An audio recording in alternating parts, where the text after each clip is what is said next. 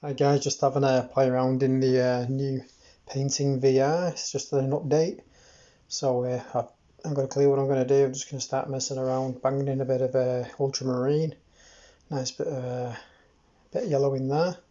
It's going to be some sort of landscape. I'm just getting a background ready, and I'm just going to basically make it up as I go along. I've got a bit of Payne's grey in there, and you got the option to dry it or keep it wet. I just kept it wet because, as you can see there, I can smudge it around with my hand, which is quite useful. I'm just going to play with it until I get a kind of effect that I'm after. I'm going to dab a bit of clouds in there. In real life, you can normally use tissue, can't you? You can scrunch up some tissue and you can dab it on the paint and lift it off and kind of make it into clouds. You can use a brush as well, a bit of white paint on brush, or whatnot. But here I've just dabbed these shapes out, just trying to make some random shapes and blend it and smudge it and just try and make it kind of interesting as I go along. And I've left a little bit of a white spot down the middle there just to give a bit of contrast. And then again there I'm smudging the yellow there across the bottom. The colours actually look a lot more vibrant when you're in the environment than what it does on the recording.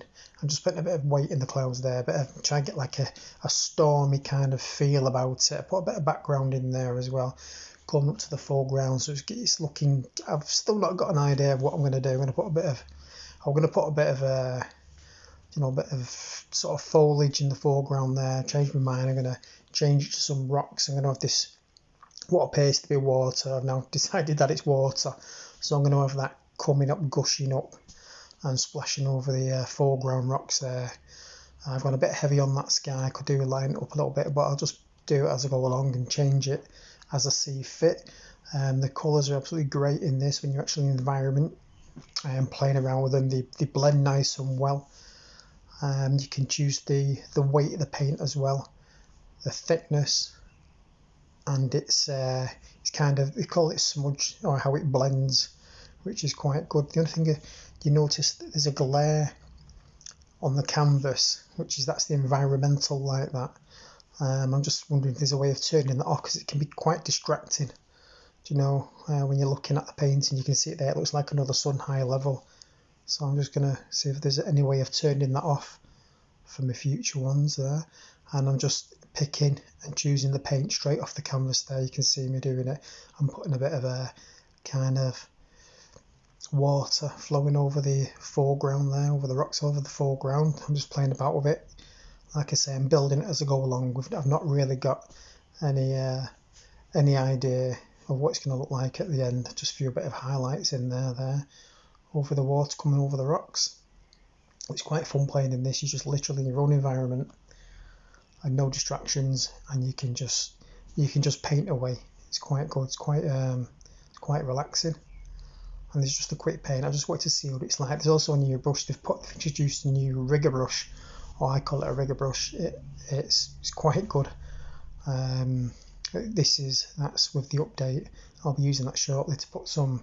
There we go, the rigger brush. Some seagulls there. Put something of interest right down the centre so it contrasts against the sky. There we go. A nice little bird in there. I'll do a few of them. Give it a bit of something to a bit of a focal point. As you can see now, it's giving like the kind of the impression of though the water's coming up the loch, or coming in a bay, or coming up and splashing over these foreground rocks.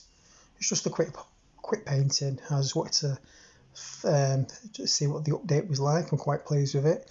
I'm gonna have to do a lot more practice in this to get the hang of it, but I've got no complaints really, apart from that reflection there on the canvas. You'll see it now as I enlarge it.